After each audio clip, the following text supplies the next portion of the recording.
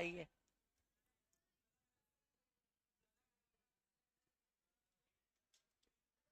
चलिए शुरू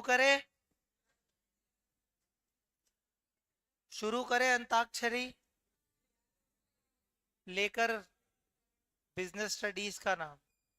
चलो, ये कंपनी कंपनी खेल रहे थे अपन लोग।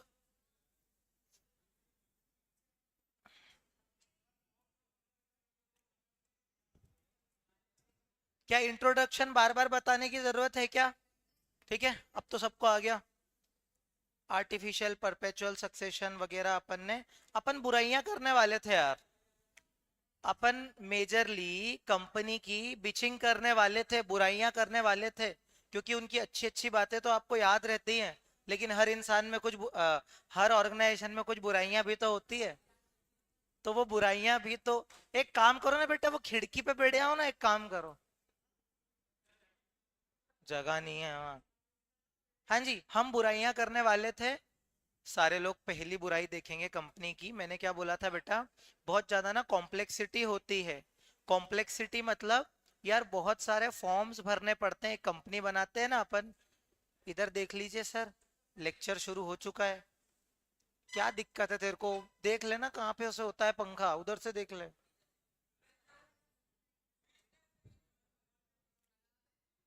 अरे यार मत करो यार। इधर देख ले, तू टाइम वेस्ट कर रहा है क्लास का, इधर देख ले तो। क्या? अरे तो मैं क्यों करवाऊँ, जा जाके बात कर। एसी चालू करवाओ वहाँ। हट, इधर देख। हाँ मेरे पास है पंखा। हाँ जी। सुनो, हम बुराइयां करने वाले थे कंपनी की, जिसमें पहली लिमिटेशन पता है क्या है दोस्तों? कि यहाँ ना कॉम्प्लेक्सिटी इन फॉर्मेशन है। कॉम्प्लेक्सिटी इन फॉर्मेशन मतलब एक कंपनी बनाने के लिए ना आपको आगे पता चलेगा। मैं आपको अभी थोड़ा थोड़ा इसका बेसिक बता देता हूँ, कॉम्प्लेक्सिटी वो क्यों बोल रहा है समझो। सबसे पहले ना आपको बहुत सारे फॉर्म्स भरने पड़ते हैं। आप बोलोगे एक ही फॉर्म भरना पड़ता, नहीं भाई, वो बोलते एक फॉर्म है, लेकिन बहुत सारे फॉर्म भरने पड़ते हैं। जैसे आप जब स्कूल में कॉलेज में एडमिशन लेने आते हो।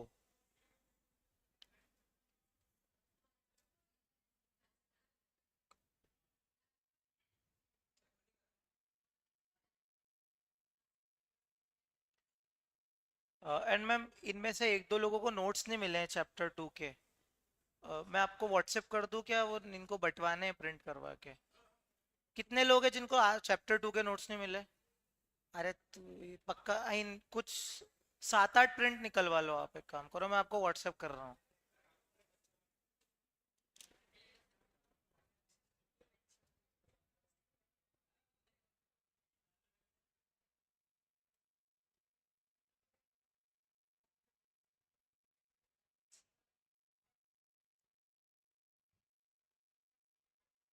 हाँ जी, इधर देखेंगे सारे लोग। मैं क्या बोल रहा था, सुनो मेरी बात।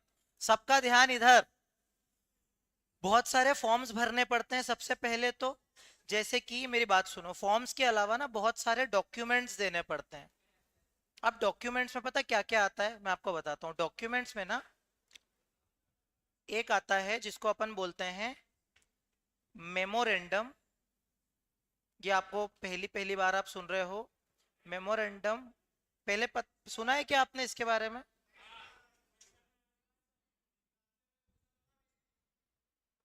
मेमोरेंडम, हाँ। पूछा था, हाँ, वो आउट ऑफ सिलेबस तो नहीं था, आगे पढ़ने वाले थे अपन। मेमोरेंडम एक आर्टिकल।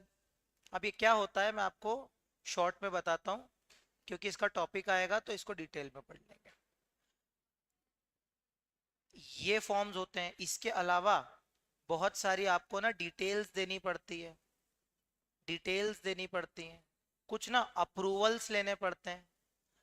मतलब मैं आपको ये सिखाना चाह रहा हूँ कि कंपनी बनाना ना कोई खाने का काम नहीं है कि 15 रुपए दिए, समोसा ले लिया, चटनी डाल के खा ली। इतना आसान नहीं होता है। जैसे एक प्रोप्राइटरशिप है, तो प्रोप्राइटरशिप में तो कुछ लिखा पढ़ी की जरूरत ही नहीं होती है। मैंने आज शटर ओपन किया, आज दुकान खोली, एक हफ्ते बाद मन किया वापस दुकान बंद कर दी। पार्टनरशिप में भी आरएम 2 वालों को आगे पता चलेगा, पार्टनरशिप का जो रजिस्ट्रेशन है ना, वो वॉलंटरी होता है, ऐसे कंपलसरी नहीं होता। मतलब अगर आपको रजिस्ट्रेशन ना भी कराना हो तो चल जाएगा। वन वालों को याद आ रहा है, अपन ने पढ़ा था वॉलंटरी होता है, कंपलसरी नहीं होता है। लेकिन कंपनी तो कंपलसरीली रजिस्टर्ड होनी चाहिए, और रजिस्ट्रेशन में बहुत सारी प्रोसेस है।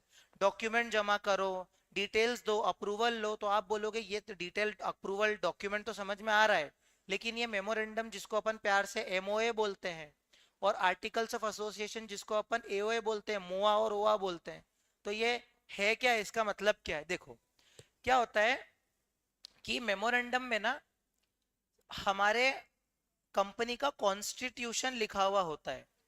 कॉन्स्टिट्यूशन का मतलब होता है संविधान। जैसे 26 जनवरी के दिन, 26 जनवरी क्यों मनाया जाता है, किसी को पता हो?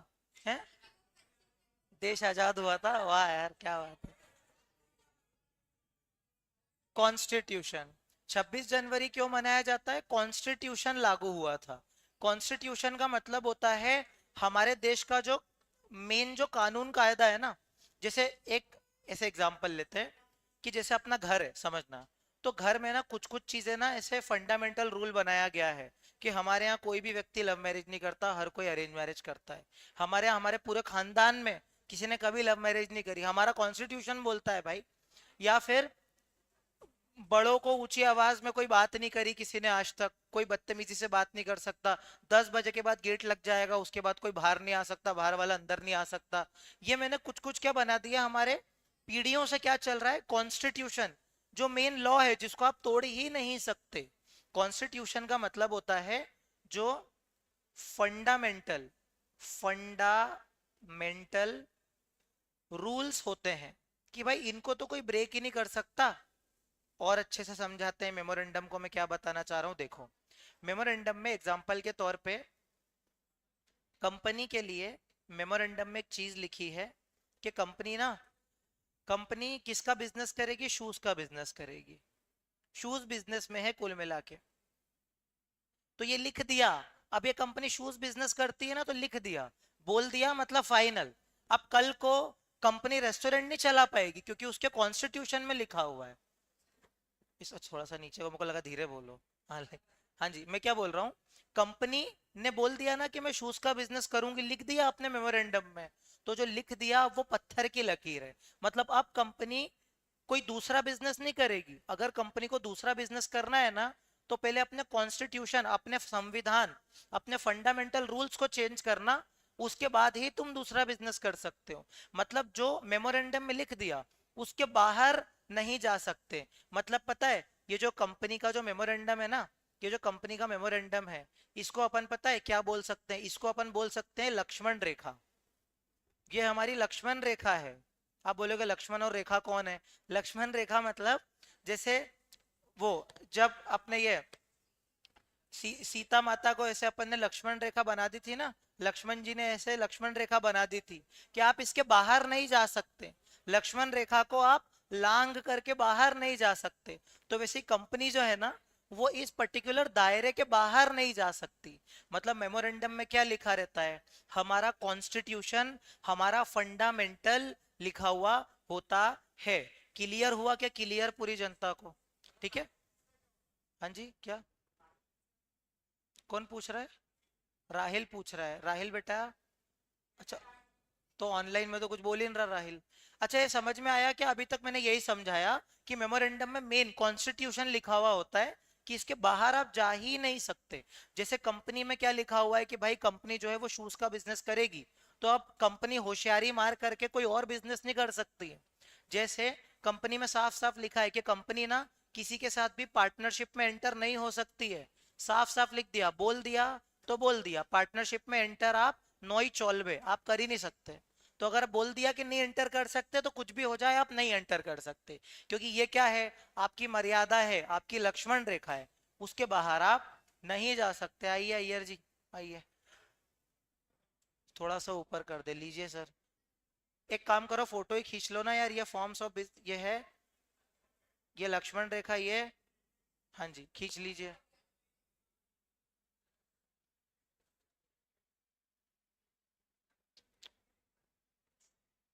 हो गया। हाँ, उसके बाद, अरे यार इतना जरूरी भी नहीं है यार, ठीक है लो, ये लो, ये लो, ये लो, ठीक है। हाँ जी, यहां तक समझ में आया क्या मेमोरेंडम के बारे में? और बहुत सारी चीजें हैं वो अपन आगे जाके समझेंगे। अभी आपको इतना समझ में आया कि मेमोरेंडम में एकदम फंडामेंटल रूल्स लिखे रहते हैं। मेमोरेंडम हमारी लक्ष्मण रेखा है। अब इसके बाद आपने एक और चीज की बात करी, आर्टिकल्स ऑफ एसोसिएशन क्या होता है? आर्टिकल वो सीए वाला मजदूर नहीं, आर्टिकल दूसरा वाला देखो। आर्टिकल्स, आर्टिकल ऑफ एसोसिएशन का मतलब पता क्या होता है? जो आपका एओए होता है, ये तुषार कपूर की लैंग्वेज आया आया। तो ये जो एओए है, एओए का मतलब पता क्या है? इसमें आपके डिटेल्स, डिटेल्ड रूल्स लिखे हुए होते हैं। डिटेल्ड रूल्स का मतलब होता है यहां पर कंपनी के रूल्स एंड रेगुलेशंस लिखे हुए होते हैं। अब ये रूल्स एंड रेगुलेशंस क्या होता है दोस्तों? Thank you ma'am. हाँ जी, किस किस को नहीं मिले? चुपचाप आकर के ना एक एक कॉपी शांति से यहाँ से लेकर के जाएंगे। मच्छी बाजार नहीं बनाएंगे इसको। और कोई दो दो लेकर के जाएगा ना, उसका कौवा काटेगा क्या?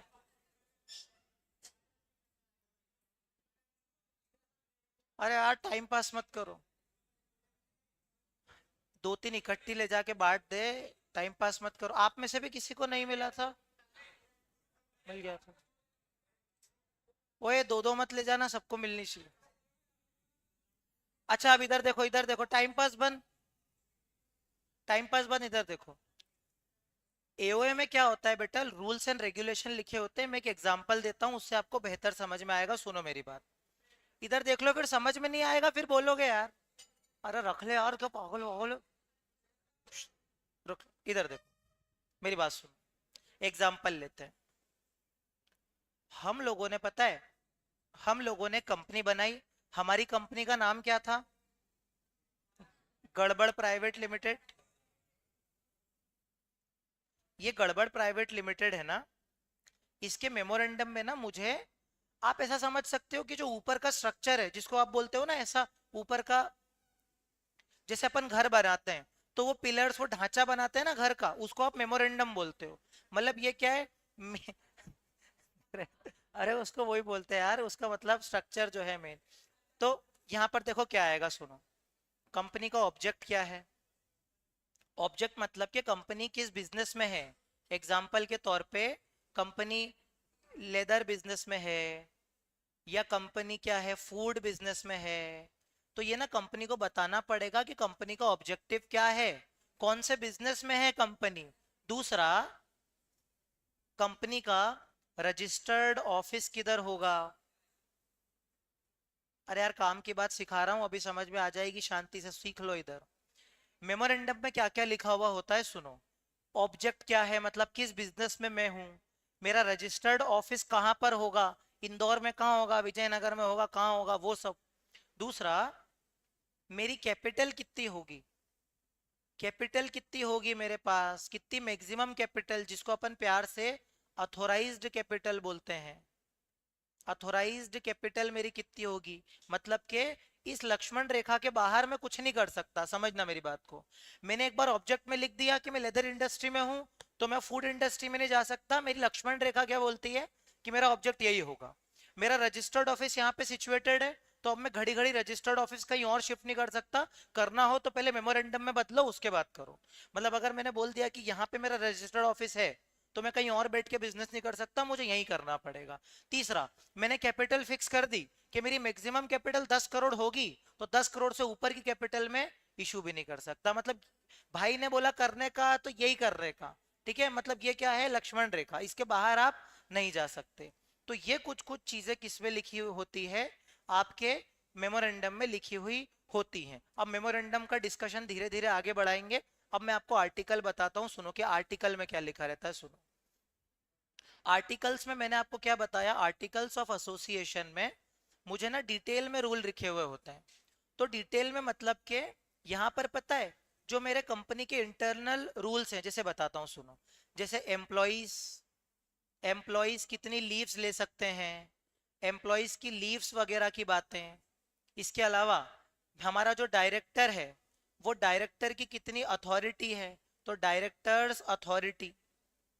जैसे बिजनेस चलाने के लिए क्या क्या लगता है, जैसे मेरी प्रोसेस, प्रोसेस मतलब कि मेरी परचेस की प्रोसेस, सेल्स की प्रोसेस, इसके अलावा और क्या हो सकता है रूल्स एंड रेगुलेशन में, हमारे फैक्ट्री से रिलेटेड कुछ रूल्स बनाएंगे कि फैक्ट्री में कब से कब तक टाइमिंग, कौन सा मजदूर जो है वो कब तक काम करेगा, नाइट शिफ्ट कैसे चलेगी।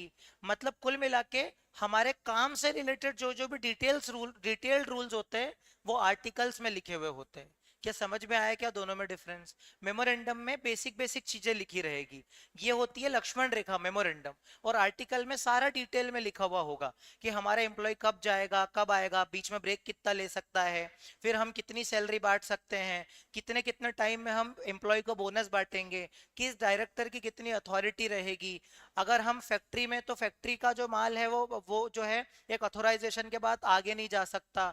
वो सारा इंटरनल रूल्स एंड रेगुलेशन है ना, वो सब किस में लिखे रहते हैं, आर्टिकल्स में लिखे रहते हैं।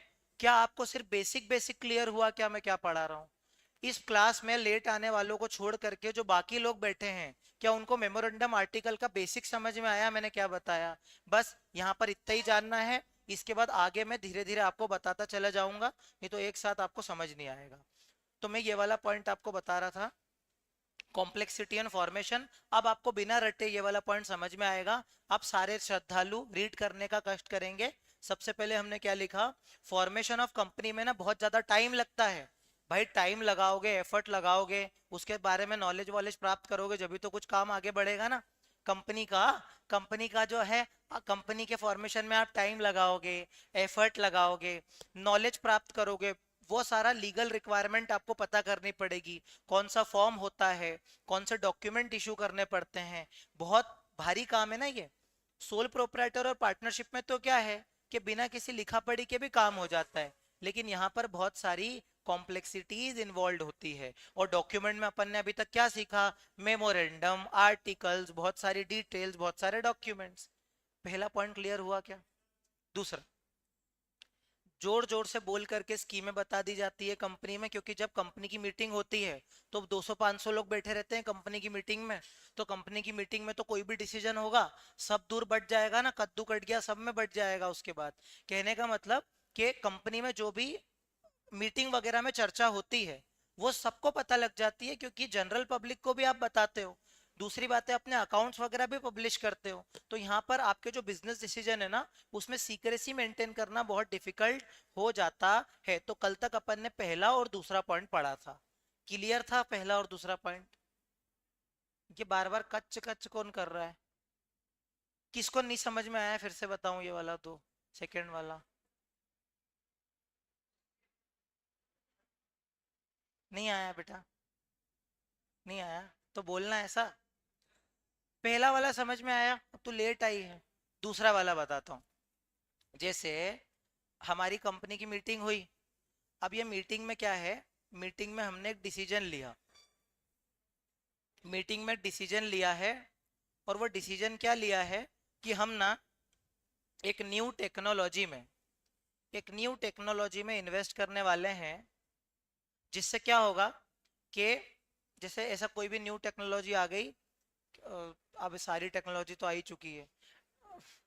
हाँ मान लो हमारा जो कैमरा है, हमारे जो फोन का जो कैमरा है ना, वो कैमरा जो है उसकी जो लाइक रिजोल्यूशन है वो बहुत ज्यादा, मतलब आईफोन से भी अच्छी हमारे फोन की क्वालिटी हो जाएगी। हम किसी ऐसे पर्टिकुलर टेक्नोलॉजी में इन्वेस्ट करने वाले हैं कि आईफोन और डीएसएलआर से भी अच्छा फोटो हमारा फोन खींचेगा। अब ये टेक्नोलॉजी बहुत सीक्रेट है, क्योंकि अगर हम जल्दी से, जैसे हम इस पर्टिकुलर टेक्नोलॉजी को यूज करने वाले हैं, अब हम चाहेंगे ना कि ये जो डिसीजन है ये किसी बाहर वाले को पता ना लगे, क्योंकि अगर किसी बाहर वाले को पता लग गया, हमारी कॉम्पिटिटर कंपनी को पता चल गया, तो हमसे पहले वो लॉन्च कर देंगे। जैसे हो सकता है ना कि हम ये मोबाइल को 2 महीने बाद लॉन्च करने वाले हैं, लेकिन उनको अगर पता लग गया तो वो हमसे पहले 1 महीने बाद लॉन्च करके हमारा पोपट कर देंगे। तो हम चाहेंगे ना कि ये वाला जो डिसीजन है ये हमारी कंपनी के बीच ही रहे। लेकिन अब एक बात बताओ, ये तो हम, बहुत सारी पब्लिक है, बाहर वाली पब्लिक जो हमारी मीटिंग में आ रही है, तो भाई सीक्रेसी मेंटेन नहीं होगी ना। ये लोग तो क्या करेंगे, जोर जोर से बोल करके स्कीमें बता देंगे, तो सीक्रेट कुछ नहीं रहेगा, सीक्रेट ही नहीं रहेगा। तो ये बहुत बड़ा रिस्क हो गया ना। अब आया, तो बस अपन यही बोल रहे हैं, जैसे होता है ना कि आपने अपने दोस्त को कोई बात बताई अपनी बेस्ट फ्रेंड को ये बोल करके कि तू मेरी बेस्ट फ्रेंड है, किसी और को नहीं बताएगी, लेकिन उसने उसकी भी कोई एक और बेस्ट फ्रेंड होती है जो उसको यही बोल के बताता है कि भाई उसको मत बताना, फिर उसका भी कोई दोस्त होता है। तो पूरी क्लास को पता है वो बात, लेकिन सबको ये पता है कि सिर्फ मुझे ही पता है, तो सीक्रेसी मेंटेन हो ही नहीं पाती है। सिमिलरली कंपनी में भी ऐसे ही होता है कि फैल जाती है बात, और सीक्रेसी मेंटेन करने में क्या आती है, दिक्कत आती है। बेटा श्रीयू क्लियर हुआ? पक्का? बाकी लोग तो भाई क्या ही बोलूं मैं। हाँ, अब तीसरा वाला, इम्पर्सनल वर्क इन्वायरमेंट। इसका क्या मतलब है इम्पर्सनल वर्क इन्वायरमेंट? पढ़ने की कोशिश करते हैं। Separation of ownership of management leads to situation in which there is a lack of effort as well as personal involvement on a part of the official of a company। Large size company में difficult होता है honour के लिए, top management के लिए, कि वो personal contact बना सके एम्प्लॉय से, कस्टमर से, क्रेडिटर के लिए। इसका बताता हूँ मतलब क्या है, सारे लोग समझेंगे इसका मतलब क्या है इम्पर्सनल का। देखो, एक कंपनी में बहुत सारे डिपार्टमेंट होते हैं, जैसे एक पर्टिकुलर अपन एक कंपनी चला रहे हैं समझना, तो वहां पर प्रोडक्शन का मतलब के प्रोडक्शन का डिपार्टमेंट अलग होगा। प्रोडक्शन का डिपार्टमेंट मतलब के फैक्ट्री से रिलेटेड जो डिपार्टमेंट है, हर कंपनी की फैक्ट्री और प्रोडक्शन का डिपार्टमेंट तो अलग ही होता है ना। जहां पर फैक्ट्री का काम होता है, माल वगैरह तैयार होता है, फिर वो पैक होकर के वापस गोडाउन वगैरह में जाता है, तो प्रोडक्शन डिपार्टमेंट। उसके बाद एक डिपार्टमेंट क्या होता है भाई, फाइनेंस का डिपार्टमेंट। तो फाइनेंस के डिपार्टमेंट का मेन जो मतलब होता है वो किससे होता है, पैसे से। इसका मतलब क्या है, प्रोडक्शन वाले को अगर पैसा चाहिए तो फाइनेंस वाले को फोन लगाएगा कि हमको ना रॉ मटेरियल खरीदने के लिए 5 करोड़ रुपए की नीड है, पैसा भेज दो। तभी तो वो फाइनेंस डिपार्टमेंट प्रोडक्शन वाले को पैसा भेजेगा ना। फिर एक है मार्केटिंग वाला डिपार्टमेंट। मार्केटिंग वाला क्या करेगा सोच के बताइए, एडवर्टीजमेंट करेगा कि तमन्ना भाटिया से ऐड करवाना है या दीपिका पादुकोण से ऐड करवाना है। ये कौन देखेगा, मार्केटिंग वाले ही देखेगा ना, कि हम न्यूज़पेपर का ऐड ज्यादा करवाएं कि इंस्टाग्राम पे ऐड चलवाएं। तो ये सारा काम कौन देखेगा, मार्केटिंग वाला। तो यहाँ पर एडवर्टीजमेंट से रिलेटेड चीजें कौन देखेगा, मार्केटिंग वाला। अब होता क्या है, क्योंकि ये सारे डिपार्टमेंट अलग अलग काम करते हैं, बड़ी बड़ी कंपनी में तो ऐसा होता है ये वाला डिपार्टमेंट इस बिल्डिंग में, दूसरा वाला डिपार्टमेंट दूसरी बिल्डिंग में। तो आप कभी देखोगे कि जैसे आप कहीं जॉब कर रहे हो किसी बड़ी कंपनी में, और आपका दोस्त भी काम कर रहा है, लेकिन आप आपस में महीनों महीनों मिल ही नहीं पाओगे। क्यों? क्योंकि वो अलग डिपार्टमेंट में है, आप अलग डिपार्टमेंट में हो। आप उसके उसके डिपार्टमेंट में एक भी व्यक्ति को नहीं जानते, वो आपके डिपार्टमेंट में एक भी व्यक्ति को नहीं जानता। और जो टॉप मैनेजमेंट है वो तो एम्प्लॉयज को जान ही नहीं पाता ना, क्योंकि सब अलग अलग डिपार्टमेंट में बिजी हैं। मतलब कि कंपनी में एक सबसे बड़ी दिक्कत क्या होती है कि यहाँ पर आपका डायरेक्ट कांटेक्ट नहीं बन पाता है। आपका जो डायरेक्ट कांटेक्ट है ना, क्योंकि कंपनी बड़ी कंपनी है, तो यहाँ पर डायरेक्ट कांटेक्ट नहीं बन पाता है। जो हमारे ओनर होते हैं, जो हमारे सीईओ मैनेजर होते हैं, ओनर और किसके बीच में, एम्प्लॉयज के बीच में। क्यों नहीं हो पाता है, क्योंकि यहाँ पर डिपार्टमेंट बंधे हुए हैं सबके। तो एक डिपार्टमेंट वाला अलग बात काम कर रहा है, उसको दूसरे डिपार्टमेंट वाले से कोई मतलब है ही नहीं, क्योंकि वो अलग काम कर रहा है। वहां 100-200 एम्प्लॉय अलग है, यहाँ 100-200 एम्प्लॉय अलग है, तो आपस में जानते ही नहीं है एक दूसरे से, ना तो कोऑर्डिनेट कर सकते हैं ना ही कांटेक्ट कर सकते हैं एक दूसरे से। मतलब इम्पर्सनल मैनेजमेंट होता है, इम्पर्सनल कम्युनिकेशन की दिक्कत आती है। अब पढ़ते हैं क्या लिखा है ऊपर। ये एग्जाम्पल समझ में आया जो मैंने बताया, कि आपस में जो डिपार्टमेंट वाले होते हैं उनके बीच में ज्यादा कांटेक्ट नहीं बन पाता है, मतलब दोस्ती वगैरह नहीं हो पाती है। Impersonal work environment. अब देखना, separation of ownership. Separation of ownership and management, इसका मतलब यह है कि अलग अलग डिपार्टमेंट में अलग अलग लोग टॉप पोजीशन पे बैठे हुए हैं। जैसे फाइनेंस मैनेजर में फाइनेंस हेड अलग ही है, उसको इधर वाले से कोई मतलब नहीं है, उसको उधर वाले से कोई मतलब नहीं है। मतलब सारे लोग क्या हैं, अपना अपना सेपरेट काम कर रहे हैं। मतलब lack of ownership, separation of ownership and separation of management होता है। इसमें होता क्या है कि यहाँ पर आपका पर्सनल इन्वायरमेंट जो होता है ना, पर्सनल इन्वायरमेंट ऑफिसर्स का, वो बिल्कुल जीरो हो जाता है। पर्सनल इन्वॉल्वमेंट मतलब कि वो एम्प्लॉय से बात ही नहीं कर पाता है, क्योंकि वो सबसे ऊपर बैठा हुआ है, ठीक है। और एम्प्लॉय जो है वो एकदम नीचे वाले लेवल पे काम कर रहे हैं, कोई फैक्ट्री में काम कर रहा है, कोई किसी और डिपार्टमेंट में काम कर रहा है, तो वो सबसे जा करके बात थोड़ी करेगा। मतलब बड़ी बड़ी कंपनीज में तो ऐसे होता है कि एक एम्प्लॉय 10 साल से काम कर रहा है ना, और वो बोलता है कि मैं आपके कंपनी में 10 साल से काम कर रहा हूँ, बोले मेरे को तो आज ही मिले तुम। ऐसा भी होता है कि लोग 10 10 साल से आपकी कंपनी में काम कर रहे हैं, लेकिन आपको पता ही नहीं कि वो एग्जिस्ट भी करते हैं। क्यों? क्योंकि डिपार्टमेंट अलग अलग है। लोग जैसे उसमें नहीं होता है 3 इडियट्स में, कि वो जो है वो लाइब्रेरियन जाता है कि मैं 15 साल से यहाँ काम कर रहा हूँ, लेकिन डायरेक्टर को उसका नाम ही नहीं पता होता है। क्यों? क्योंकि बड़ी ऑर्गेनाइजेशन में क्या होता है, इतने सारे डिपार्टमेंट होते हैं कि किसी को फुर्सत नहीं होती कि एक दूसरे से जान पहचान बढ़ा सके। इसीलिए आपके जो मैनेजर होते हैं ना, उनका पर्सनल इन्वॉल्वमेंट पूरी तरीके से क्या होता है, मिसिंग होता है। तो जो लार्ज साइज कंपनी होती है ना, यहाँ पे ओनर्स के लिए डिफिकल्ट हो जाता है कि वो पर्सनल कांटेक्ट बना सके, किससे? एम्प्लॉय से, कस्टमर से और क्रेडिटर्स से। आई क्या बात समझ में? तो यहाँ पर अपने को जो कीवर्ड याद रखना है ना, वो ये है कि जो मैनेजर्स होते हैं, जो आपके मैनेजर्स वगैरह होते हैं ना, मैनेजर्स जो हैं वो पर्सनली इन्वॉल्व नहीं हो पाते हैं।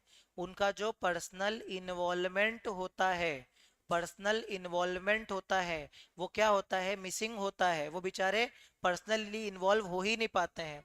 और दूसरा, जो ओनर्स होते हैं ना हमारे, जो ओनर्स होते हैं या जो मैनेजर्स होते हैं, उन मैनेजर्स का क्या होता है, मैनेजर्स का पर्सनल कांटेक्ट बन ही नहीं पाता है। पर्सनल कांटेक्ट एम्प्लॉय से और क्रेडिटर से, इन सब से बन ही नहीं पाता है। मतलब आप एक दूसरे से जान पहचान ही नहीं कर पाते हो। ये दूसरी लिमिटेशन हो गई।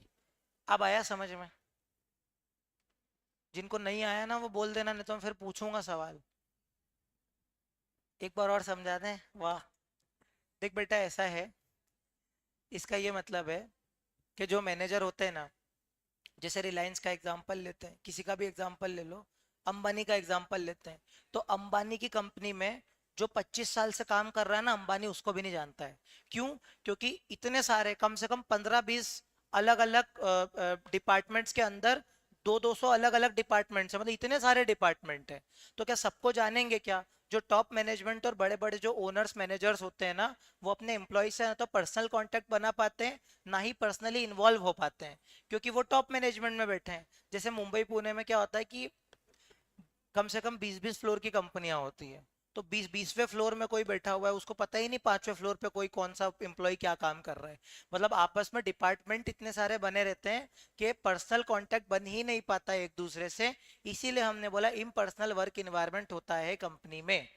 अब आया उसके बाद निमरस रेगुलेशन। इसका ये मतलब है कि बहुत सारी रेगुलेशन बनाई जाती है कंपनी में। मतलब मैं बताता हूँ रियल लाइफ में क्या होता है। जैसे एक कंपनी होती है ना, उसको ना, मतलब एवरी ईयर क्या होता है, एक कंपनी है तो उस कंपनी को एवरी ईयर बहुत सारी चीजें ना सबमिट करनी पड़ती है।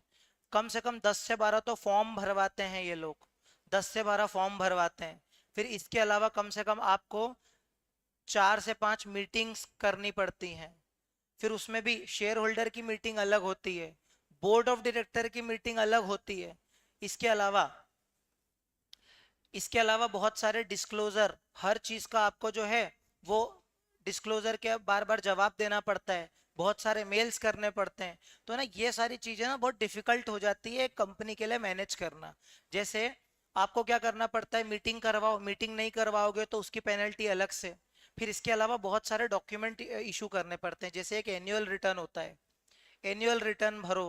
एनुअल रिटर्न के अलावा आपके ऑडिटेड फाइनेंशियल स्टेटमेंट्स, ऑडिटेड जो आपके सीए ऑडिट करता है ना आपके अकाउंट्स, वो भी आपको सबमिट करने पड़ते हैं। एनुअल रिपोर्ट भी सबमिट करनी पड़ती है, एनुअल रिटर्न भी सबमिट करने पड़ते हैं। मतलब इन शॉर्ट बहुत सारी रेगुलेशन का कंप्लायंस करना पड़ता है कंपनी पे। जैसे आप जब आगे जाकर के फाउंडेशन में कंपनी लॉ पढ़ोगे, उसके बाद इंटर में कंपनी लॉ डिटेल में आता है, फाइनल में और डिटेल में आता है। तो कंपनी पे ना बहुत सारी रेस्ट्रिक्शन लगती है, हजार हजार पेज की बुक पढ़नी पड़ती है कंपनी लॉ की। तो वो इसीलिए पढ़नी पड़ती है क्योंकि बहुत सारे कानून जो है वो एक कंपनी पे लगते हैं। इसीलिए वो क्या बोल रहा है कि कंपनी में बहुत सारी रेगुलेशंस जो है वो लगती हैं। अब ये जो रेगुलेशन क्या लगती है, ये तो आपको आगे जाके धीरे धीरे समझ में आएगा। एक मिनट, अब ये वाला पॉइंट पढ़ते हैं अपन, न्यूमरस रेगुलेशन में क्या लिखा है। सारे लोग रीड करेंगे ये रेगुलेशंस में क्या लिखा है, देखो। The functioning of a company is subject to many legal provision. यानी कि कौन से प्रोविजन? जो कंपनीज एक्ट में लिखे हुए हैं। कंपनीज एक्ट में 2013 में जो लिखे हुए हैं ना, ये वाले प्रोविजंस ना हमको फॉलो करने पड़ते हैं, और ये कंपलसरी है, करना ही पड़ेंगे, वॉलंटरी नहीं है, ये तो कंपलसरी आपको करना ही पड़ेगा। कंपनीज बर्डन, कंपनी पे बहुत ज्यादा बोझ होता है, बहुत सारी रेस्ट्रिक्शंस, मतलब बहुत सारा ना हमारे ऊपर कानून कायदा लगाया जाता है कंपनी पे, कि कंपनी ये नहीं कर सकती, कंपनी वो नहीं कर सकती। जैसे ऑडिट ऑडिट करवाना पड़ता है, कंपनी में मीटिंग्स में वोटिंग करवानी पड़ती है, बहुत सारी रिपोर्ट फाइल करनी पड़ती है, बहुत सारे डॉक्यूमेंट सबमिट करने पड़ते हैं, बहुत सारे सर्टिफिकेट लेने पड़ते हैं, मतलब इतना सारा कंपनी को काम करना पड़ता है। बहुत सारे सर्टिफिकेट दो, जैसे रियल लाइफ में जब आप आर्टिकलशिप में जाओगे ना, मेरे को मालूम है आपके लिए थोड़ा सा भारी हो रहा है, नई नई चीजें हैं, थोड़ा सिंपल करता हूँ। देखो, ये जितनी भी चीजों का मैं एग्जाम्पल दे रहा हूँ ना, उसको धीरे धीरे समझोगे आप, क्योंकि सीए में ये रोज का काम आता है। मैं आपको सबसे पहले बताता हूँ सर्टिफिकेट का मतलब क्या होता है। देखो, जब आप सीए आर्टिकलशिप में जाओगे ना, तो मिनिमम आपको ना 2 से 3 सर्टिफिकेट तो बना बना के देने ही पड़ेंगे। क्योंकि क्या होता है कि मैं जैसे कंपनी हो, ठीक है, तो मुझे एक ऑर्गेनाइजेशन ने ऐसा बोला कि आपने एक सर्टिफिकेट बनवाओ और एक सीए से उसका साइन करवाओ कि आपके यहाँ जो फैक्ट्री है वहां पे ठीक से काम होता है, या आप जो है वो वेस्टेज तो नहीं करते हो, मतलब ना फालतू के सर्टिफिकेट रोज कंपनी को 2 2 3 3 सर्टिफिकेट इशू करवाने पड़ते हैं। तो कंपनी क्या करती है, उसका फॉर्मेट ना सीए को भेज देती है, फिर सीए का आर्टिकल उसको कॉपी पेस्ट करता है वर्ड में, और नीचे मेंबरशिप नंबर वगैरह अपने ऑफिस में लगाता है सीए का, सीए के ऑफिस में जाता है, सीए साइन करके सील लगा के दे देता है। ये वाला काम करना पड़ता है, इसको बोलते हैं सर्टिफिकेट। सर्टिफिकेट मतलब सीए की इसलिए इतनी इज्जत है भाई, ये कोर्स अपन जो कर रहे हैं ना 2 मिनट अलग हटके, सीए की इसलिए इतनी इज्जत है, अगर सीए किसी रिपोर्ट पे साइन कर देता है ना, तो कोई मतलब बोलते हैं ना कि फिर बड़े से बड़ा बैंक 200 200 करोड़ का लोन ऐसे ही दे देता है, क्योंकि सीए ने साइन कर रखा है। तो सीए के साइन की वैल्यू इसीलिए होती है कि ये जो सर्टिफिकेट्स वगैरह है ना, इसमें भी बिना सीए के साइन के कुछ नहीं हो सकता। वो बोलेंगे ये सीए ने करा है ना, हाँ फिर ठीक है, उसके बाद कोई ध्यान ही नहीं देता है, मतलब सीए पे इतना भरोसा किया जाता है। तो सर्टिफिकेट एक चीज हो गई। वैसे मैंने ऑडिट रिपोर्ट बताया था कि करोड़ों की कंपनी है, 200 करोड़ की बैलेंस शीट है, ठीक है। अब एक बात बताओ, वो एक लिस्टेड कंपनी है, लिस्टेड कंपनी मतलब उसके शेयर बेचे खरीदे जाते हैं। आप आप और मैं मान लो आम इंसान है, अपने को किसी कंपनी में इन्वेस्ट करना है, ठीक है, मान लो टाटा में इन्वेस्ट करना है। अब टाटा में इन्वेस्ट कैसे करेंगे, उसकी बैलेंस शीट पीएनएल पढ़ेंगे ना अपन, कि इसका कितना प्रॉफिट है, इसके पास कितने एसेट हैं, ये अच्छी कंपनी है भी कि नहीं, तभी तो इन्वेस्ट करेंगे। तो वो बैलेंस शीट किसने साइन करी है? सीए ने तो साइन करी है। अब सीए अगर लापरवाही से गलत साइन कर दे तो पूरा देश ही डूब जाएगा। क्योंकि अगर सीए अपना काम ढंग से नहीं करेंगे और गलत गलत ऑडिट रिपोर्ट पे साइन कर देंगे, तो फिर क्या होगा?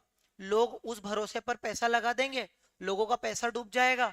दूसरा एग्जाम्पल, गवर्नमेंट जो है वो ना टेंडर देती है, जैसे ये अपने रोड ब्रिज बनाते हैं ना, तो जो बिल्डर बनाते हैं ना, तो गवर्नमेंट क्या बोलती है, देखो एक काम करो, सीए से रिपोर्ट बनवा के लाओ कि तुम ठीक से काम करते हो कि नहीं करते हो। तो उसकी बैलेंस शीट पीएनएल पे पहले सीए साइन करता है। अब एक बात बताओ, और घपला करके अगर सीए भी उनके साथ मिल जाएगा और गलत साइन कर देगा, तो ये रोड और ब्रिज जो है वो सब नीचे ही आ जाएंगे ना, क्योंकि आप गलत गलत इनकॉम्पिटेंट लोगों को कॉन्ट्रैक्ट दोगे, वो ठीक से काम करेंगे नहीं। तो इन शॉर्ट, अगर सीए अपना काम ठीक से ना करे तो देश ही डूब जाएगा। आई बात समझ में? सीए को रिश्वत अगर कोई दे देगा और सीए ने पकड़, मतलब सीए ने ले ली रिश्वत, और अगर आईसीआई ने पकड़ लिया, तो उसकी ना मेंबरशिप कैंसिल कर दी जाती है। सीए पे बहुत ज्यादा रेगुलेशन लगाई जाती है, अगर उसने ठीक से काम नहीं किया और सीए किसी घपले में पकड़ा गया, तो सीए वो इतनी मेहनत करी ना, पढ़े लिखे, इंटर फाइनल पास करा, वो सब तुम्हारा मेंबरशिप नाम के आगे सीए हट जाता है उसके बाद। तो काम बड़े ध्यान से करना पड़ता है, जिम्मेदारी के साथ, नहीं तो अगर आप पकड़े गए तो कैंसिल।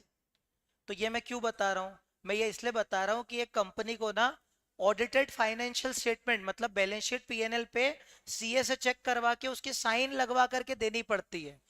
बहुत सारे सर्टिफिकेट देने पड़ते हैं कंपनी को। इसके अलावा मेमोरेंडम, आर्टिकल, बहुत सारे रिटर्न्स वगैरह फाइल करने पड़ते हैं, बहुत सारे डॉक्यूमेंट देने पड़ते हैं। मतलब रोज के कंपनी को 10 चीजें रोज के रोज क्या करनी पड़ती है, कंप्लायंस करनी पड़ती है। इसीलिए यहाँ पर हमने कौन सा पॉइंट सीखा, न्यूमरस रेगुलेशन, जिसमें हमने क्या सीखा, कंपनी के ऊपर बर्डन है, कंपनी के ऊपर बोझ है बहुत सारे डॉक्यूमेंटेशन और रेगुलेशन का। चौथा पॉइंट समझ में आया क्या दोस्तों? तो अभी तक मैंने आपको 4 चीजें समझाई है ध्यान से एक और बार समझ लीजिए, क्योंकि मुझे लग रहा है कि थोड़ा सा भारी हो गया है। पहला, कॉम्प्लेक्सिटी इन फॉर्मेशन में मैं बस इतना बताना चाह रहा था कि ना, जब अपन कंपनी बनाने जाते हैं ना, तो बहुत सारे डॉक्यूमेंट इशू करने पड़ते हैं, बहुत सारी डिटेल देनी पड़ती है, बहुत सारी कंडीशंस को सेटिस्फाई करना पड़ता है। इसीलिए कंपनी बनाना कोई खाने का काम नहीं है। इसमें 3-4 महीने का समय लग जाता है और पैसा वैसा भी लगता है कंपनी बनाने में। तो ये प्रोप्राइटरशिप और आपके पार्टनरशिप जितना इतना आसान नहीं है। पहला क्लियर हुआ? याद करवाना भी नहीं है, याद मैं करवा दूंगा। पहले आप ये बताओ, समझ में आया पहला पॉइंट? दूसरा, लैक ऑफ सीक्रेसी में मैंने क्या बोला था? चिल्ला चिल्ला के लोगों को स्कीमें पता चल जाती है। क्यों? क्योंकि मीटिंग में कोई भी डिस्कशन हुआ कि हम नई टेक्नोलॉजी में इन्वेस्ट करना चाहते हैं, और वो दूसरों को पता लग जाएगा, क्योंकि ये सारे लोग बाहर भी तो बोल सकते हैं ना, पब्लिक में भी आप बताओगे, आपको बहुत सारे डिस्क्लोजर देने पड़ते हैं, तो यहाँ पर सीक्रेसी मेंटेन नहीं हो पाती है। तीसरा, एक डिपार्टमेंट वाला दूसरे डिपार्टमेंट वाले को जानता ही नहीं है, एक टॉप मैनेजमेंट वाला लोअर लेवल में जो फैक्ट्री में मजदूर काम कर रहे हैं उनको जानता ही नहीं है। मतलब आपस में कोई पर्सनल कांटेक्ट नहीं बन पाते, आपस में कोई रिलेशन वगैरह नहीं बन पाते हैं। जैसे क्या होता है, छोटी ऑर्गेनाइजेशन में तो सब एक दूसरे को जानते हैं, लेकिन जो बड़े बड़े डिपार्टमेंट है वहां तो एक दूसरे को कोई जानता ही नहीं है। उसके बाद न्यूमरस रेगुलेशन, बहुत सारी रेगुलेशन, जैसे certificates, audited financial statements, memorandum article, बहुत सारे रिटर्न्स, बहुत सारे डॉक्यूमेंट, बहुत सारी रिपोर्ट्स, ये सब देनी पड़ती है। बहुत सारा कंप्लायंस, बहुत सारी रेस्ट्रिक्शन होती है, बहुत ज्यादा हमारे ऊपर जो है वो पाबंदियां लगाई जाती है, इसलिए न्यूमरस रेगुलेशन। दिमाग में गया? जब भेजे में गया 4 पॉइंट। उसके बाद फिफ्थ वाला तो सिंपल है। अभी अब लास्ट के 2 पॉइंट बहुत सिंपल है। देखो, डिसीजन मेकिंग में क्या हो जाता है? डिले हो जाता है। तो आपको सबको मालूम है क्यों डिसीजन मेकिंग में डिले होगा। मैंने सोल प्रोप्राइटर में क्या बताया था? वो आज क्या करेगा? डिसीजन ले लेगा आराम से, क्योंकि उसको किसी से पूछने की जरूरत थोड़ी है। एक बार को पार्टनरशिप में भी इजी है, क्योंकि 4-5 पार्टनर है, मैक्सिमम 8-10 पार्टनर होंगे, तो पूछ लो सबसे। लेकिन कंपनी में तो भाई हजारों, कभी कभी तो लाखों शेयर होल्डर भी होते हैं, क्योंकि अगर बहुत बड़ी कंपनी है तो 1-1 लाख शेयर होल्डर भी होते हैं। तो भाई सबका वोटिंग वगैरह लेनी पड़ेगी ना। अगर कंपनी को एक दूसरे बिजनेस में जाना है तो सबकी मीटिंग बुलानी पड़ेगी, सबको चाय नाश्ता करवाना पड़ेगा, और सबका वोटिंग लेना पड़ेगा कि आपको क्या लगता है, आपको क्या लगता है। फिर जैसे अब इसका थोड़ा मैं चीज समझा देता हूँ कैसे काम करता है। देखो, जैसे ना कंपनी में एक मीटिंग हुई, कंपनी ना क्या करती थी, कंपनी मोबाइल मोबाइल जो है, मोबाइल मैन्युफैक्चर करती थी। अब कंपनी ने सोचा मोबाइल के साथ लगे हाथों लैपटॉप की भी अपन एक ब्रांड ओपन करते हैं। ये कंपनी ने एक प्रस्ताव रखा है, अभी प्रपोजल रखा है, अभी एक्सेप्ट वगैरह नहीं हुआ। अब क्या होगा? सारे शेयर होल्डर को बुलाया जाएगा, आओ कभी हवेली पे। तो ये ना सारे शेयर होल्डर है, ये सारे शेयर होल्डर है, देखो ये सारे शेयर होल्डर आ गए। अब अब ये जो शेयर होल्डर है ना, इन सबसे वोट करवाया जाएगा। जैसे आपको क्या लगता है, हाँ या ना? आपको क्या लगता है, लैपटॉप में आए कि नहीं आए? आपको क्या लगता है? ऐसे सबसे वोट करवाया जाएगा। अब अगर यहाँ पर एक ऐसे, आप बस इतना ध्यान रखो कि अगर मेजोरिटी लोगों ने, मेजोरिटी का मतलब क्या होता है कि 5 लोग हैं, तो 5 में से 3 ने हाँ बोल दिया, 2 नाराज फूफा है, तो मान लेंगे बात। क्यों? क्योंकि 5 में से 3 ने तो हाँ बोल दिया ना। मतलब मेजोरिटी विंस। कि अगर 10 लोग हैं, 10 में से 8 बोल रहे हैं नहीं भाई अपन तो यहीं चलेंगे घूमने, 2 लोग अलग बोल रहे हैं, तो बोलेंगे लेने दो तुम्हारी बात नहीं मानेंगे, 8 तो मान रहे हैं ना। तो वैसे ही मेजोरिटी से यहाँ पे डिसीजन लिया जाता है, सबकी सहमति जरूरी होती है, सबकी सहमति लो, उसके बाद आप डिसीजन लोगे। तो एक बात बताओ, क्या यहाँ पे डिले नहीं हो जाएगा डिसीजन मेकिंग में? कम से कम मीटिंग बुलाओगे, फिर उसका रिजल्ट आएगा, फिर आप वो रिपोर्ट वगैरह बनाओगे, तो ये सब करने कुरने में 1 महीना लग जाएगा। मतलब आपके डिसीजन क्या हो जाएंगे? डिले हो जाएंगे। क्यों? क्योंकि हमको सबको मनवाना पड़ता है। जैसे मान लो आप फैमिली में 4 ही लोग हो, तो मम्मी पापा को मनाना काम खत्म। लेकिन मान लो जॉइंट फैमिली है, तो ताऊ जी को भी मनाएंगे, चाचा को मनाएंगे, दादा दादी को मनाएंगे, जब तक उसी कहीं और हो जाएगी। तो कहने का मतलब क्या है कि डिसीजन मेकिंग में डिले हो जाता है जब कंपनी का केस होता है। अब देख लो, 1 मिनट, हाँ यहाँ पे क्या लिखा है देखो। कंपनी क्या है? Democratically managed through board of director. ओहो क्या बात लिखी है। डेमो डेमोक्रेटिकली का मतलब पता क्या होता है? इंडिपेंडेंटली। इंडिपेंडेंटली मतलब कि स्वतंत्र है बोर्ड ऑफ डायरेक्टर मैनेज करने के लिए, कि उनकी जो काम काज में कोई दखल अंदाजी नहीं करता। डेमोक्रेसी का मतलब होता है इंडिपेंडेंस, कि आप आराम से कर सकते हो।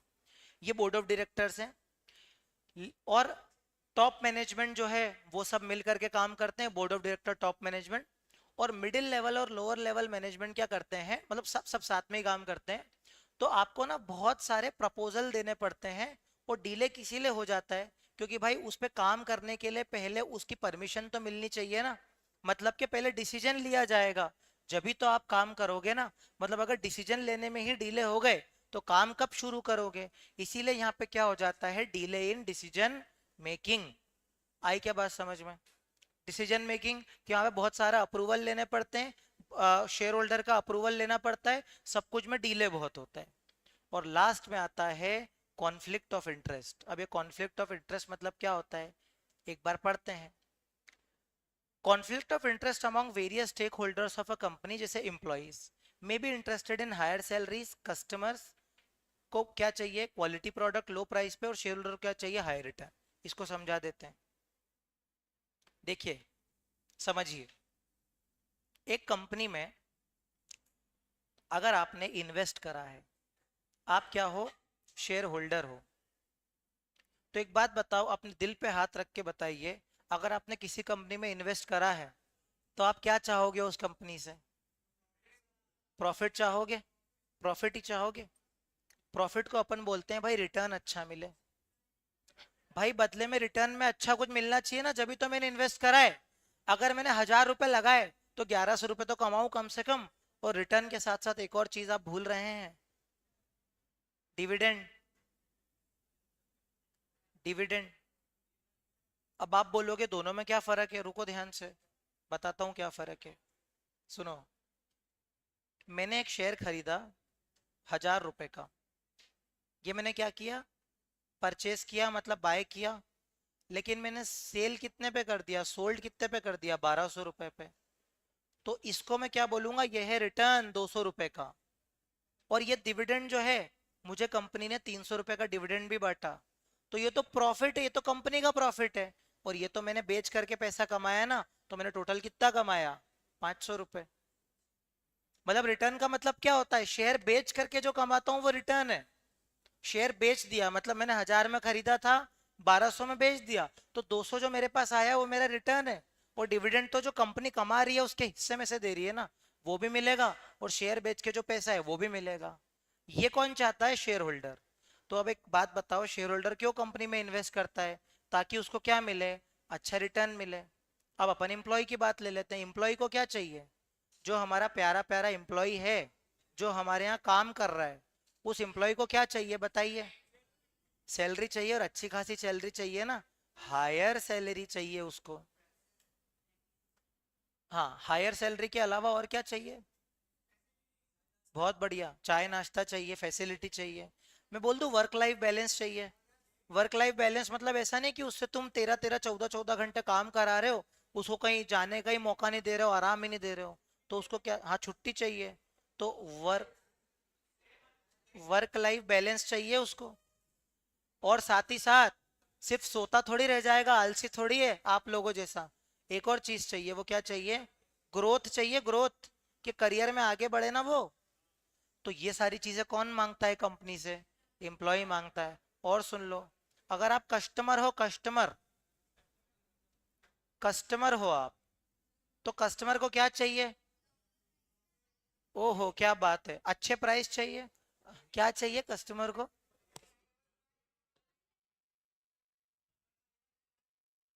क्वालिटी प्रोडक्ट चाहिए रीजनेबल प्राइस में। बहुत बढ़िया, क्या बात है, क्वालिटी प्रोडक्ट चाहिए। और कैसे चाहिए, रीजनेबल प्राइस में चाहिए। तो मैं ये क्यों पढ़ा रहा हूँ, मैं इसीलिए पढ़ा रहा हूँ, क्योंकि क्या है ना, एक व्यक्ति से ना अलग अलग लोगों को अलग अलग उम्मीदें होती हैं। जैसे आपकी मम्मी आपसे कुछ और एक्सपेक्ट करेगी, कि मेरा बेटा टाइम पे खाना खा ले, है ना, अपनी पत्नी के चंगुल में ना फंसे, मेरी रिस्पेक्ट करे, या आपकी मम्मी चाहेगी। आपके पापा क्या चाहेंगे, पापा ये चाहेंगे कि बेटा अपने पैरों पर खड़ा हो जाए, आवारागर्दी छोड़ दे, जिम्मेदार बन जाए, ये पापा चाहेंगे। भाई बहन क्या चाहेंगे, कि हर महीने मेरे लिए गिफ्ट वगैरह लेकर के आ जाए। पत्नी क्या चाहेगी, घुमाने वगैरह लेकर के चले जाएं, ठीक है, थोड़ा सा टाइम स्पेंड कर लें। बच्चे क्या चाहेंगे, पापा हमारे लिए वीडियो गेम लेकर के आ जाएं। कहने का मतलब क्या है, एक व्यक्ति से अलग अलग लोग अलग अलग उम्मीद रखते हैं ना। उसका बॉस क्या करेगा कि ये ना अच्छा काम करे, ज्यादा रुक करके काम कर ले। उसके दोस्त क्या करेंगे, पार्टी दे दे। तो ये सारे लोग क्या है, एक व्यक्ति से अलग अलग लोग अलग अलग क्या करते हैं, उम्मीद करते हैं। और वो देखते हैं किसकी उम्मीद पर खरा उतर पाता है। तो जैसे कंपनी है ना, कंपनी से भी लोग अलग अलग उम्मीद करेंगे ना। एम्प्लॉय क्या उम्मीद करेंगे, अच्छी सैलरी मिल जाए, थोड़ा काम कम करना पड़े, क्वालिटी का काम मिले, पॉलिटिक्स कम मिले, ये सब कौन मांगेगा, एम्प्लॉय मांगेंगे। शेयर होल्डर क्या मांगेगा, अच्छा डिविडेंड कमाने को मिल जाए, शेयर की प्राइस बढ़ती रहे ताकि मैं कमा करके निकल जाऊं। आपके कस्टमर क्या चाहेंगे कि अच्छी फैसिलिटीज, अच्छे क्वालिटी प्रोडक्ट मिले, कम दाम में मिले। तो कई बार क्या होता है ना, सबकी इच्छा पूरी करते करते आपकी खुद की जिंदगी झंड हो जाती है। तो सेम कंपनी जो है वो भी अगर सबकी इच्छाएं पूरी करेगी तो कहीं ना कहीं क्या होगा, कॉन्फ्लिक्ट ऑफ इंटरेस्ट होगा। मतलब लोग आपस में झगड़ेंगे कि एम्प्लॉय बोलेगा कि आप सिर्फ कस्टमर कस्टमर का ही सोचते हो, मेरा तो सोचते ही नहीं हो। ऐसे होता है ना, मम्मी झगड़ेगी आपसे, तू तो अपनी जोरू का गुलाम बन चुका है। फिर आपकी पत्नी बोलेगी आप तो बस घर बार का ही करते रहते हो, मुझे तो घुमाने ही नहीं लेके जाते हो। तो ये क्या है, लोग आपस में क्या करते हैं, झगड़ते रहते हैं। क्योंकि आप सबको खुश नहीं रख सकते। ऐसे होता है ना, सबको खुश नहीं रख सकते आप। अगर आप पीपल प्लीजर बन गए तो दिक्कत का काम है, आपकी जिंदगी में कुछ नहीं बचेगा। तो यहाँ पर जो है कॉन्फ्लिक्ट ऑफ इंटरेस्ट, सुनिए आप ध्यान से क्या लिखा है, आज का आखिरी प्रवचन है, ध्यान से सुन लो। कॉन्फ्लिक्ट ऑफ इंटरेस्ट हो सकता है बहुत सारे स्टेक होल्डर। स्टेक होल्डर का मतलब सिंपल सा वो होता है जिन लोगों को हमारी कंपनी से मतलब होता है, जैसे इम्प्लॉई, जैसे कस्टमर, जैसे शेयर होल्डर, जैसे क्रेडिटर, जैसे इन्वेस्टर, ये सब। जैसे एग्जांपल, इम्प्लॉय को क्या चाहिए, ज्यादा सैलरी चाहिए। कस्टमर को क्या चाहिए, क्वालिटी प्रोडक्ट चाहिए, लोअर प्राइस पे चाहिए। शेयर होल्डर को क्या चाहिए, ज्यादा रिटर्न चाहिए, डिविडेंड चाहिए। और इंट्रिंसिक वैल्यू मतलब शेयर प्राइस में बढ़ावा चाहिए। और ये डिमांड जो है ना, कई बार प्रॉब्लम खड़ी कर देती है कंपनी पे कि हम साथ साथ इतनी सारी चीजें कैसे मैनेज करें। क्योंकि हम डिफिकल्ट है सबकी नीड को सेटिस्फाई करने के लिए। हम इसको ऐसे भी लिख सकते हैं, डाइवर्स इंटरेस्ट या फिर diverse needs of different stake holders. मतलब कि सारे स्टेक होल्डर्स की नीड्स को सेटिस्फाई करने में हमको क्या रहेगी, डिफिकल्टी में फेस करनी पड़ेगी। क्या बुराइयां क्लियर हुई, क्या लिमिटेशंस पक्की बात है। किसको डाउट है, अभी भी नहीं समझ में आ रहा है तो मैं दोबारा समझा दूंगा बेटा। ये सेकंड लास्ट वाला कम समझ में आया क्या, फिर से समझाऊं। हाँ, और किसको फिर से समझना है लास्ट वाला। तो तू क्या टाइम पास कर रहा था, देखिए अच्छे से समझ, देख क्या है, मेरी बात समझ। एक कंपनी को ना बहुत सारे स्टेक होल्डर का क्या रखना पड़ता है, ध्यान रखना पड़ता है। तो होता क्या है ना कि जैसे शेयर होल्डर हमसे क्या चाहेगा, शेयर होल्डर हमसे चाहेगा कि आप क्या करो, मुझे, ये देखो, शेयर होल्डर क्या चाहेगा कि मुझे प्रॉफिट दो, कि मुझे अच्छा रिटर्न कमाने को चाहिए, मुझे क्या चाहिए, अच्छा शेयर प्राइस चाहिए। एम्प्लॉय क्या बोलेगा, मुझे अच्छी सैलरी चाहिए, वर्क लाइफ बैलेंस चाहिए, कम वर्किंग आवर्स चाहिए, क्वालिटी ऑफ वर्क चाहिए। फिर मेरा जो कस्टमर है वो क्या चाहेगा कि मुझे अच्छे प्रोडक्ट मिले, कम दाम में मिले। इन्वेस्टर क्या चाहेगा कि मैंने तेरी कंपनी में इन्वेस्ट करा है, अब मुझे अच्छा प्रॉफिट ला करके दे, अच्छा इंटरेस्ट कमा करके दे। मतलब अलग अलग लोग कंपनी से अलग अलग क्या करेंगे, एक्सपेक्टेशन करेंगे। लेकिन एक बात बताओ, कंपनी क्या सबकी एक्सपेक्टेशन पूरी कर पाएगी क्या। तो इसीलिए सबसे बड़ा एडवांटेज है कि हम सबकी नीड्स को सेटिस्फाई नहीं कर सकते, सबको खुश हम नहीं कर सकते। जैसे कई बार एम्प्लॉय को सफर करना पड़ जाएगा, कई बार कस्टमर को सफर करना पड़ जाएगा। मतलब सबकी नीड्स को एक साथ सेटिस्फाई करना मुश्किल है। जैसे मम्मी को बोल दो कि मम्मी आपको साड़ी दिलाने अगले हफ्ते लेके चले जाऊंगा, ऐसे आपको कुछ कुछ मैनेज करना पड़ेगा ना। अगर आप सबको ही क्या खुश करने में लग गए तो क्या हो जाएगा, आपकी दिक्कत हो जाएगी। तो वैसे ही कंपनी सबको एक साथ खुश नहीं कर सकती। इसीलिए क्या है, कॉन्फ्लिक्ट ऑफ इंटरेस्ट, मतलब कि कंपनी जो है वो diverse needs of different stake holder को क्या नहीं कर पाती है, सेटिस्फाई नहीं कर पाती है। अब आया समझ में, पक्का। Bye bye. हाँ सुनो, बाय बाय से पहले आरम वन वाले, मंगलवार के दिन बजरंग बली का दिन है। मंगलवार के दिन आपका सोल प्रोप्राइटरशिप, पार्टनरशिप और एचयूएफ, इन 3 टॉपिक्स का टेस्ट है। हमारे क्या बोलना, 3 टॉपिक्स का टेस्ट है। किसका, RM1 वालों का। सोल प्रोप्राइटरशिप, पार्टनरशिप और एचयूएफ मंगलवार को लेंगे। मंगलवार से बुधवार भी नहीं होगा, ट्यूसडे मतलब ट्यूसडे। और जैसे आप लोगों का पार्टनरशिप खत्म हो जाएगा 2 दिन बाद आपका भी टेस्ट है। ठीक है, बाय बाय।